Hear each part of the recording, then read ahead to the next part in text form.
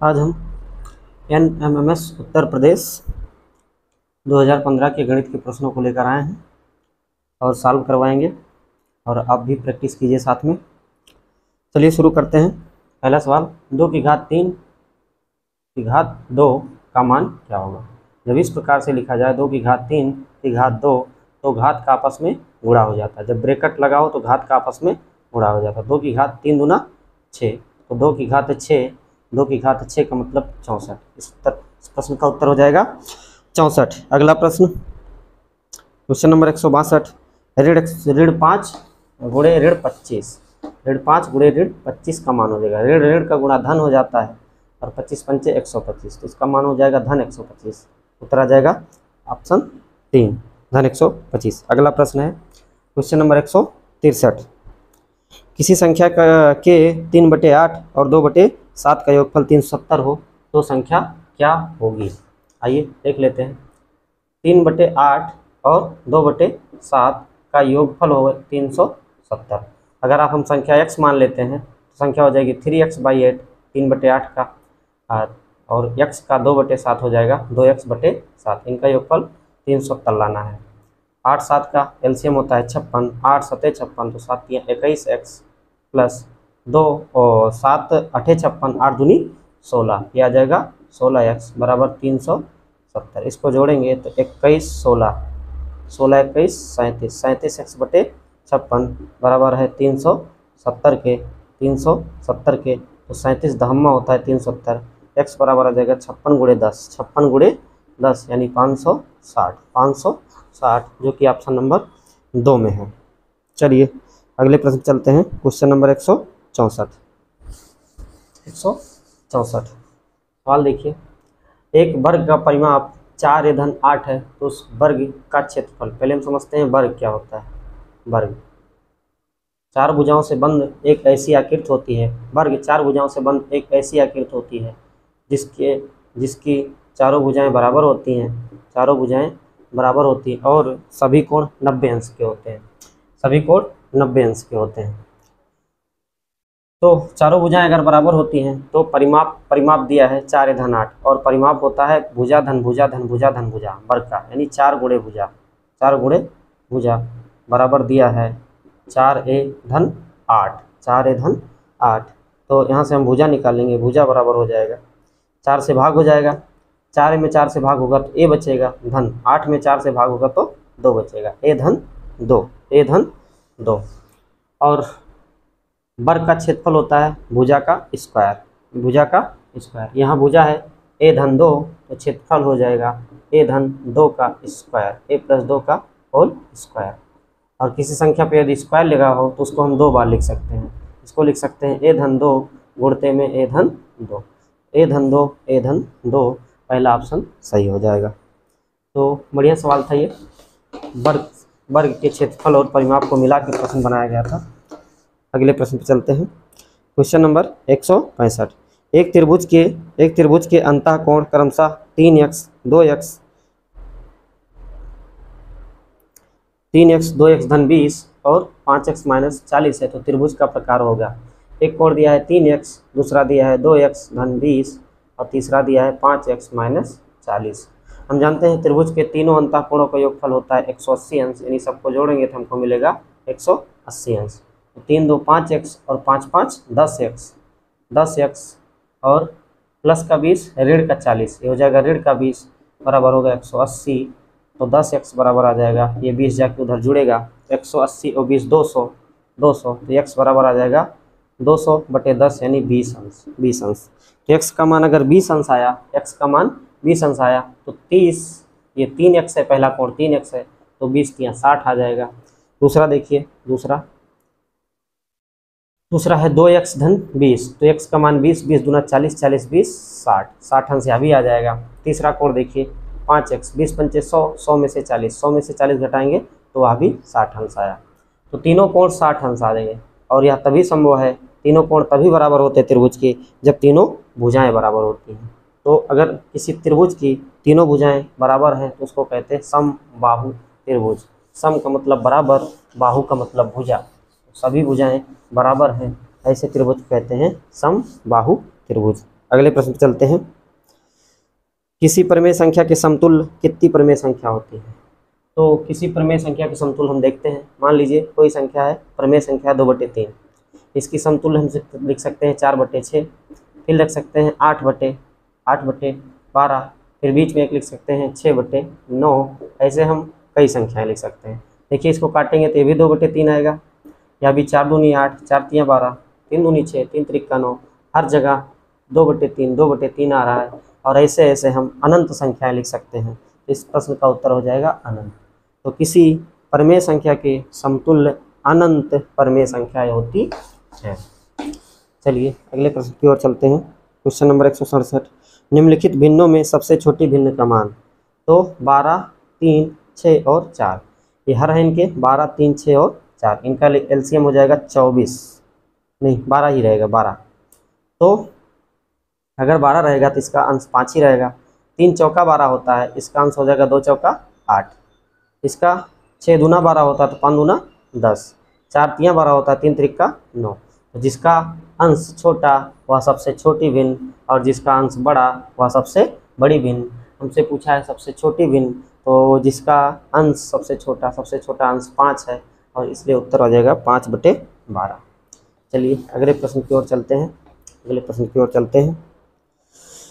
15 और 25 का महत्तम समापवर्तक 5 है, तो इसका लघुत्तम समापवर्तक क्या होगा?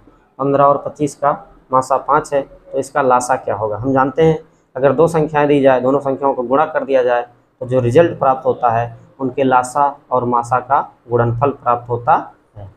तो हमको मासा दिया है, हम यहाँ से लासा निकाल सकते हैं। 5 से काटेंगे, 5 × 5 = 25 और 15 × 5 = 75। इसका आ जाएगा उत्तर 75।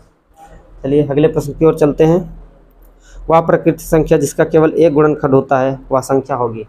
7 के 2 गुणनखंड होते हैं, 1 1 और 1 7। 11 के 2 गुणनखंड होते हैं, 1 और 11। 17 के 2 गुणनखंड होते हैं, 1 और 17। एक ऐसी संख्या है जिसके सिर्फ और सिर्फ एक गुणनखंड होता है और वह स्वयं वह संख्या होती है। तो ये 7, 11 और 17 अभाज्य संख्याएं होती हैं। ऐसी संख्याएं जिनके 2 गुणनखंड हो, एक स्वयं वह संख्या और एक, उसको कहते हैं अभाज्य संख्या। 7, 11, 17 अभाज्य हैं, एक ना तो भाज्य है ना ही अभाज्य। आइए चलते हैं अगले प्रश्न की ओर। इसका उत्तर हो जाएगा 1, यानी ऑप्शन नंबर 4। अगले प्रश्न की ओर चलते हैं। यदि x की पावर -1 और -1 को x -1 से भाग दिया जाए तो क्या भागफल प्राप्त हो जाएगा? नहीं, उत्तर क्या होगा? तो किसी भी संख्या की पावर अगर ऋण 1 है, -1 है, इसको लिख सकते हैं 1/a। इसकी पावर धनात्मक हो जाती है इस प्रकार से। यानी मतलब अगर a की पावर ऋण n है, इसको लिख सकते हैं 1/a की पावर n धन में। तो जिसे x की पावर ऋण 1 है, इसको लिख सकते हैं x की पावर 1, 1/x की पावर 1। ये हो जाएगा -1, और इसको भाग देना है किससे? x -1 से। x -1 से भाग देना है। यहाँ x एलसीएम ले लेंगे तो हो जाएगा 1 - x/x/x -1, इसी से भाग देना है। यहाँ पे हम देखिए 1 - x और x -1, अगर इसमें से हम माइनस कॉमन लेते हैं तो ऊपर भी माइनस कॉमन लेने पे x -1 आ जाएगा, बटे x और बटे x -1। x -1 से x -1 कट जाएगा, यह जाएगा 1/x, लेकिन आगे ऋण लगा रहेगा। इसका उत्तर आएगा ऋण 1/x, चौथा ऑप्शन। आइए अगले प्रश्न पर चलते हैं।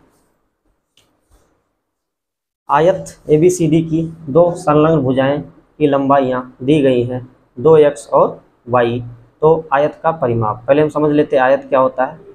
आयत 4 भुजाओं से बंध एक ऐसी आकृति होती है जिसकी आमने सामने की भुजाएं बराबर तथा समांतर होती हैं और चारों कोण 90 अंश के होते हैं। चारों कोण 90 अंश के होते हैं आयत। तो कह रहा है 2 संलग्न भुजाएं। संलग्न का मतलब होता है साथ में लगी हुई, जैसे ये भुजा और ये भुजा, या हम कह सकते हैं ये भुजा और ये भुजा साथ में लगी हैं, ये भुजा और यह भुजा संलग्न भुजाएं कहलाती हैं। तो 2 संलग्न भुजाएं का अनुसार 2x और y है। तो परिमाप बताइए आयत का परिमाप होता है चारों भुजाओं का योग या सभी बाहरी भुजाओं का योग। और आयत का परिमाप डायरेक्ट जानते रहिए, 2 × लंबाई धन चौड़ाई। तो लंबाई 2x है और चौड़ाई y है। इसका उत्तर आ जाएगा 2 × 2x धन y, जो कि दूसरे ऑप्शन में दिख रहा है। चलते हैं क्वेश्चन नंबर 172। एक बस की चाल 40 किलोमीटर प्रति घंटे, एक बस की चाल 40 किलोमीटर घंटे से t घंटे की चाल से चली गई बस द्वारा चली गई दूरी ज्ञात कीजिए। दूरी, दूरी यानी डिस्टेंस। डिस्टेंस इक्वल टू होता है स्पीड इंटू टाइम। तो डिस्टेंस पूछा है, स्पीड, स्पीड दिया है 40 किलोमीटर प्रति घंटा यानी 40 kilometre per hour, into time दिया है T hour, T in T घंटा, टी घंटा। इस घंटा से घंटा ये कैंसिल हो जाएगा और 40 टी, उत्तर आ जाएगा 40 टी, 40 टी और किलोमीटर, किलोमीटर उत्तर आ जाएगा 40 टी किलोमीटर। कहाँ है 40 टी किलोमीटर? ऑप्शन नंबर 3 में दिखाई दे रहा है, ऑप्शन नंबर 3 में दिखाई दे रहा है 40 टी किलोमीटर। उससे आगे चलते हैं 173 पे।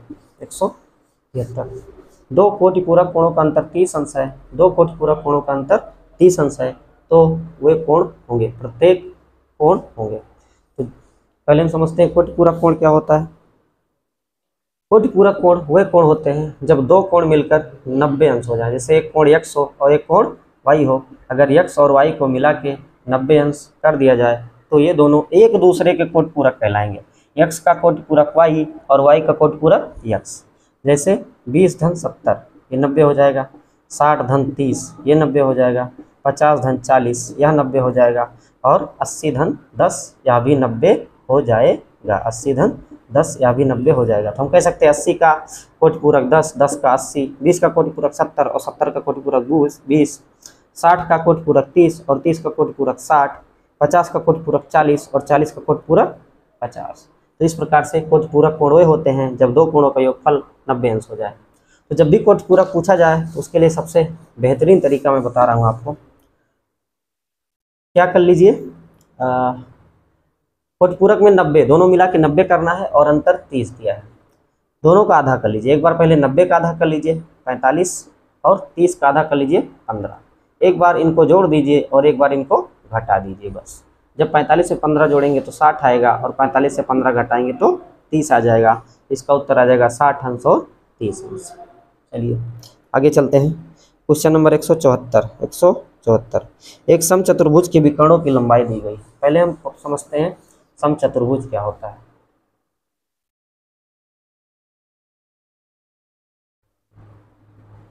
एक ऐसा चतुर्भुज जिसकी चारों भुजाएं बराबर हों और आमने सामने की भुजाएं समांतर हों, और आमने सामने के कोण भी बराबर हों, ऐसी आकृति को कहते हैं समचतुर्भुज। समचतुर्भुज में दो विकर्ण होते हैं, एक ये और एक ये। तो कह रहा है दो विकर्ण क्रमशः 15, तो जो छोटा विकर्ण है वो 15, बड़ा वाला विकर्ण है 20 हो जाए तो इस समचतुर्भुज का क्षेत्रफल बताना है। क्षेत्रफल, तो समचतुर्भुज का क्षेत्रफल होता है 1/2 गुणे विकर्णों का गुणनफल। एक विकर्ण दिया है 20 और एक विकर्ण दिया है 15, इसका गुणनफल कर देंगे 2 धामा 20, 15 धामा 150 वर्ग सेंटीमीटर, जो कि विकल्प नंबर 3 में है। आइए क्वेश्चन नंबर 175 करते हैं। पहले लिखा है √3n = 81, तो n का मान बताइए। तो इस प्रश्न को करने से पहले एक चीज़ समझिए, कोई संख्या अगर रूट में लिखी हो इसका मतलब अंडर रूट का मतलब होता है, यानी करणी का मतलब होता है घात 1/2, जैसे 64 रूट में 64, तो रूट में 64 का मतलब लिखा है 64 की घात 1/2, 64 की घात 1/2 ऐसा लिखा है। तो हम इस 64 को लिख सकते हैं 8 की घात 2 और इसकी भी घात है 1/2। और पहला ही सवाल था इस पेपर का, अगर घात के ऊपर घात लगी हो और ब्रैकेट लगा हो तो घातों का आपस में गुणा हो जाता है, ये हो जाएगा 2 गुणे 1/2, 2 से 2 कट जाएगा और इसका मान आ जाएगा 8 की घात 1 यानी 8, इसलिए √64 का मान आता है 8। ये अगर समझ गए तो ये प्रश्न करना बहुत आसान है। ये हो जाएगा 3 की घात n की घात 1/2 और इसको लिख सकते हैं 81 को 3 की घात 4। अब इधर गुणा करेंगे तो n गुणे 1/2 मतलब n/2, ये हो जाएगा 3 की घात n/2 बराबर 3 की घात 4, यानी यह आ जाएगा 3 की घात n/2 बराबर 3 की घात 4। यदि आधार समान हो तो घात भी आपस में समान होती है, यदि दोनों बराबर हो तो। इसकी घात है n/2, इसकी घात है 4, ये दोनों बराबर हो जाएंगे, यानी n/2 बराबर हो जाएगा 4 के, तो n बराबर 4 दूना 8 के, यहाँ उत्तर हो जाएगा 8, जो कि विकल्प नंबर 4 में है। बहुत ही अच्छा सवाल, घातांक प्रणाली का बहुत अच्छा सवाल। आगे आइए चलते हैं क्वेश्चन नंबर 175 पे। 175 में कहा जा रहा है x तथा y के आय में 2:3 का अनुपात है, 2:3 का अनुपात है। यदि x की आय 15,000 यानी 2 का मान है 15,000, तो 3 का मान यानी y की आय बताना है। देख लेते हैं कितने गुना है, कितने गुना है। तो 2 7 14 1 15 और 2 5 10 और 2 0 यानी 7,500 गुना है। यह भी 7,500 गुना हो जाएगा। गुणा कर लेते हैं, 3 शून्य 0 3 शून्य 0 3 5 15 5 हासिल 1 3 7 1 21 यानी 22,500। उत्तर आ जाएगा 22,500, जो कि विकल्प नंबर 2 में लिखा है। इस प्रश्न का उत्तर हो जाएगा विकल्प नंबर 2 22,500, 22,500। अगले प्रश्न की ओर चलते हैं। Question number 176, question number 176। एक डीलर को एक वॉशिंग मशीन 11,400 रुपये मिली। कितने में? 11,400 रुपये में बेचने पर, 11,400 रुपये में बेचने पर, यानी क्रय मूल्य, विक्रय मूल्य दिया है, विक्रय मूल्य सेलिंग प्राइस दिया है, विक्रय मूल्य दिया है 11,400 रुपये। अगर वो 11,400 रुपये में बेचता है तो 5% की हानि होती है। वह इस मशीन को कितने में बेचे कि उसे 5% का क्या हो जाए? लाभ हो जाए। तो इस बात को बहुत ध्यान से सुनिएगा, जब भी हानि होगा तो हम 100 में से घटाते हैं, और जब भी लाभ होगा तो हम 100 में जोड़ते हैं। जैसे अब यहाँ पे 11,400 रुपये में बेचा है और इसको हानि हो रही है, इसका मतलब खरीदा ज़्यादा में रहा होगा, तो क्रय मूल्य इसका ज़्यादा होगा। तो क्रय मूल्य निकाल लेते हैं। क्रय मूल्य बराबर 11,400। अब क्रय मूल्य को ज़्यादा करना है। पहली स्थिति देखिए, हानि हो रही है, हानि हो रही है तो 100 में से घटाएंगे, 100 में से घटाएंगे तो 95 आएगा। लेकिन हमको कम करना, ज़्यादा करना है, इससे ज़्यादा करना है, 11,400 से ज़्यादा करना है, तो 95 नीचे रहेगा और 100 को हम ऊपर रखेंगे, तभी, क्योंकि 100/95 का मान 1 से ज़्यादा आ जाएगा, और अगर यह 1 से ज़्यादा आ जाएगा तो सीपी का मान 11,400 से ज़्यादा आ जाएगा। यह आ गया ओरिजिनल सीपी। लेकिन हमसे ओरिजिनल सीपी नहीं पूछ रहा है, एक दूसरा एसपी पूछ रहा है। कब? जब 5% का लाभ हो, और 5% का लाभ हमने बताया, लाभ में चीज़ें जुड़ जाती हैं, लाभ में चीज़ें जुड़ जाती हैं। अब इसको और भी ज़्यादा करना है तो क्या करेंगे? लाभ में जुड़ती है 105/100 कर देंगे। ये 100 से 100 कटेगा, 5 से काटे, 5 से काटेंगे 19 बार, 5 से काटेंगे 21 बार, 19 छक्का 114, यह आ जाएगा 600। 600 गुणे 21, 21 छक्का 126, 126 के आगे 2 जीरो लगाएंगे, उत्तर आ जाएगा 12,600, जो कि ऑप्शन नंबर 2 में दिख रहा है। इसका चौथा ऑप्शन है 12,000, चौथा ऑप्शन 12,000, तो यहाँ सही उत्तर हो जाएगा 12,600। चलिए आगे अगले प्रश्न की ओर चलते हैं। Question number 178। एक घनाकार टंकी की प्रत्येक भुजा 1 मीटर है। घनाकार टंकी की धारिता। पहले देख लेते हैं घन क्या होता है। घन एक ऐसी त्रिविमीय आकृति होती है जिसकी सभी कोरें आपस में बराबर होती हैं। ये जो दिख रहा है आपके सामने, जैसे हमारी लोडो की गिट्टी होती है, लोडो की गिट्टी, पासा, तो इसका आयतन बताना है, यानी इसकी लंबाई, इसकी चौड़ाई और इसकी ऊंचाई सब बराबर है, और वह 1 मीटर। तो घन का आयतन होता है भुजा का क्यूब, यानी 1 का क्यूब 1 आ जाएगा, और मीटर का क्यूब, ये 1 मीटर क्यूब। लेकिन 1 मीटर क्यूब तो ऑप्शन में है ही नहीं, सब ऑप्शन लीटर में है। तो 1 मीटर क्यूब ही बराबर होता है 1000 लीटर के। इसको कैसे समझ सकते हैं? मान लीजिए आप अपने घर के पास एक गड्ढा खोद दीजिए, और गड्ढा 1 मीटर लंबा हो, 1 मीटर चौड़ा हो और 1 मीटर गहरा हो, और 1 लीटर जिससे दूध मापा जाता है या कोई भी चीज़ तरल मापी जाती है, लीटर, वो लीटर ले लीजिए। उस गड्ढे को पानी से भर दीजिए, तो एकदम जब पानी से भर देंगे उस गड्ढे को आप लीटर से नापिए, पानी इस गड्ढे से निकालकर बाहर फेंकिए और गिनते रहिए, तो 1000 लीटर में ये गड्ढा पूरा खाली हो जाएगा। हम कह सकते हैं 1 मीटर क्यूब की में कितना लीटर आता है? 1000 लीटर। तो 1 मीटर क्यूब बराबर होता है 1000 लीटर के। लेकिन शर्त होना चाहिए कि कोई भी पानी सोखे ना, जैसे मिट्टी है, मिट्टी तो पानी सोख ही लेगा, शर्त होनी चाहिए। चलिए आगे चलते हैं, इसका उत्तर आ जाएगा 1000 लीटर। आइए क्वेश्चन नंबर 179। एक रेलगाड़ी 450 मीटर लंबी है, बिजली के खंभे को 22.5 सेकंड, 22 से 1/2 सेकंड में पार कर जाती है। गाड़ी की चाल पूछा है, यानी स्पीड पूछा है, चाल बराबर होता है दूरी बटे समय, डिस्टेंस अपॉन टाइम।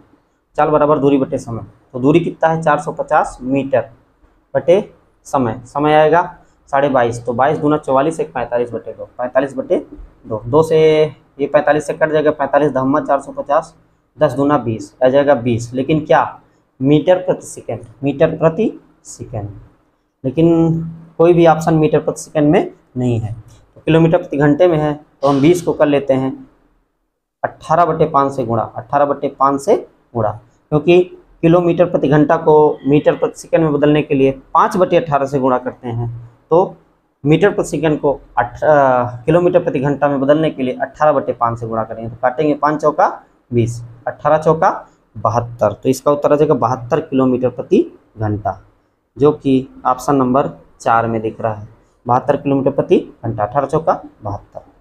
चलिए अगले प्रश्न की ओर चलते हैं। 180, क्वेश्चन नंबर 180।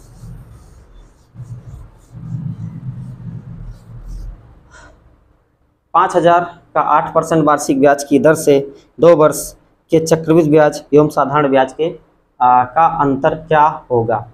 तो इसका डायरेक्ट हम शॉर्टकट याद कर सकते हैं, डिफरेंस इन 2 ईयर। ये 2 वर्ष के लिए है, 2 वर्ष के लिए, 2 वर्ष के लिए जो डिफरेंस होता है PR²/100², जहाँ P प्रिंसिपल है यानी मूलधन है, R रेट यानी दर है, और 100 तो एक वैल्यू ही है। चलिए P का मान यहाँ 5000 रख दीजिए, 5000 गुणे R², R रेट है, और इस सवाल में रेट है 8%, 8%, R² मतलब 8 गुणे 8 बटे 100² मतलब 100 इंटू 100। आइए 2 0 2 0 1 0 1 0, ये कटा, 5 दूना 10 और 2 चौका 8, 2 चौका 8, तो यहाँ से हम देख रहे हैं यहाँ उत्तर आ जाएगा 8 चौका 32, 8 चौका 32, यानी 2 वर्ष के साधारण ब्याज और चक्रवृद्धि ब्याज में 32 रुपये का अंतर आएगा। कितने रुपए का? 32 रुपये का अंतर आएगा। तो ये शॉर्टकट है और इसको हम मेथड से बना सकते हैं, थोड़ा लंबा हो जाएगा लेकिन उत्तर इतना ही आएगा 32। तो इस प्रकार से हमारे 20 प्रश्न यहाँ पे समाप्त हुए 2015 के हमारे यहाँ पे 20 प्रश्न समाप्त हुए।